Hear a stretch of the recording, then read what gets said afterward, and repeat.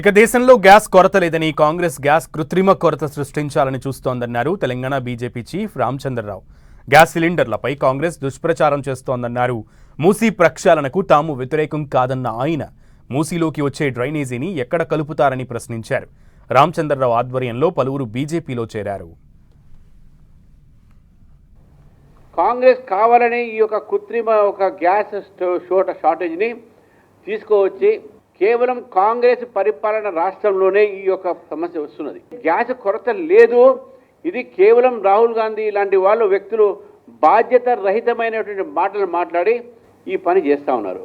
ప్రతిదీ కూడా ప్రజలకు అబద్ధాలు ఆడి ఈరోజు వాళ్ళ భయభ్రాంతులు చేస్తూ ఈరోజు ప్రజల్ని ఈరోజు ఈ ప్రభుత్వం వ్యతిరేకంగా ఫైట్ చేయాలి, ప్రత్యేకంగా వ్యతిరేకం కావాలని చెప్పి ప్రయత్నం చేస్తూ ఉన్నారు. ముందు 5,000 కోట్లు అన్నాడు మూసి, నిన్న 7,000 కోట్లకు వచ్చేసి స్టార్ట్ కాకముందే 2,000 కోట్లు పెరిగినాయి. ఎస్కలేషన్. అరే ఇంకా స్టార్ట్ అయినా ఇంకెంత పెరుగుతుందో. ఫస్ట్ నేను చెప్తా ఉంది, మీ మూసీ ప్రాజెక్టుకు వ్యతిరేకం కాదు, మూసీ క్లీన్ చేయాల్సి ఉంది. కానీ మూసీలో పడే నీళ్ళని మీరు ఎట్లా ఆపుతారు, మూసీలో పడేటటువంటి ఒక డ్రైనేజీని మీరు ఎట్లా ఆపుతున్నారు, అవి ఎక్కడ మీరు ఆపి ఎఫ్లూయెంట్ ట్రీట్మెంట్ ప్లాంట్ కడుతున్నారా అనేది మా ప్రశ్న. 50 మీటర్ల బఫర్ జోన్ పెట్టేసి అక్కడ ఉన్న ఇల్లు కూడా కొట్టి లీగల్గా ఇల్లు కూడా కొట్టినటువంటి పరిస్థితి వస్తుంది ఈరోజు అక్కడ. కాబట్టి అది అవసరం లేదు నేను అనేది.